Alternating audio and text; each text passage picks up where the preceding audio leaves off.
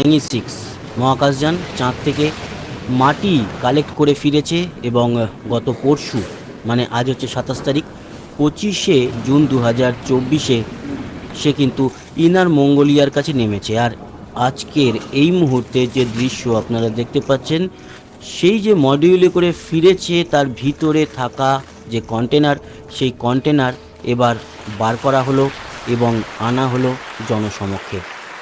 আপনারা ধারণা করতেই পারছেন যে এই কন্টেনার চাঁদে পৌঁছেছিল, চাঁদের মাটি কালেক্ট করেছিল এবং তারপর পৃথিবীতে ফেরত এসছে।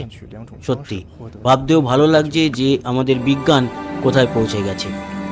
যদিও এই যে স্যাম্পেল রিটার্ন মিশন আগেও করেছে চায়না, চ্যাংই 5ও মাটি নিয়ে এসেছিল, তবে এইবার যেই স্থান থেকে মাটি নিয়ে এসছে সেই স্থানে কোনো দেশ পৌঁছাতেই পারেনি।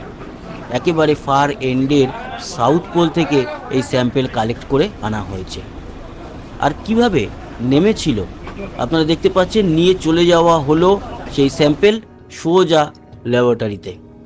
এই স্যাম্পেল কালেক্ট করার পর পৃথিবীতে যেভাবে নেমেছিল আপনারা দেখতে পাচ্ছেন যে প্যারাশুটে করে তাকে একেবারে আস্তে আস্তে করে পৃথিবীতে নামিয়ে আনা হয়েছিল এবং ইনার মঙ্গোলিয়ার কাছে অলরেডি সিএনএসএ মানে চায়না ন্যাশনাল স্পেস অ্যাডমিনিস্ট্রেশনের লোকজন আগে থেকেই পৌঁছে গেছিলেন। তবে কি হয়, রকেট একটা নির্দিষ্ট স্থান থেকে উঠলেও ল্যান্ডিংয়ের সময় জায়গার অনেকটাই পার্থক্য হয়, যদিও খুব যে বিরাট কিছু তা নয়, মোটামুটি একটা ওই 10 কিলোমিটার থেকে 15 কিলোমিটার রেডিয়াসের মধ্যেই সেটি নামে। তার কারণ এটি তো নামছে, তাই হাওয়ার গতি, তারপরে এই মডিউলের গতি সব কিছু মিলিয়ে, তারপর পৃথিবীর ঘূর্ণন একটা দিশায় ঘুরছে, এই সব মিলিয়ে গিয়ে একটু এদিক ওদিকে গিয়ে সে নামে। তবে খুব কাছাকাছি থাকে এই যে সংস্থার লোকজনেরা। তারপর তারা গিয়ে এই মডিউলকে কালেক্ট করে, যেরকম এই মডিউলটিকে দেখলেন কালেক্ট করা হয়েছিল আর ভিডিও শুরুতেই আপনারা দেখলেন কিভাবে সেটাকে খোলা হলো।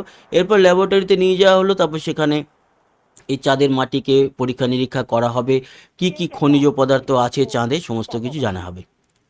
তো বন্ধুরা, এই ছিল এই মুহূর্তের একটা বেশ অন্যরকম খবর, অন্যরকম একটি ভিডিও। কেমন লাগলো জানাতে ভুলবেন না, সঙ্গে থাকবেন, সাবস্ক্রাইব করে লাইক শেয়ার করবেন, কমেন্ট বক্সে মতামত জানাবেন। আসি আবার দেখা হবে, সবাই ভালো থাকবেন, সুস্থ থাকবেন, টাটা।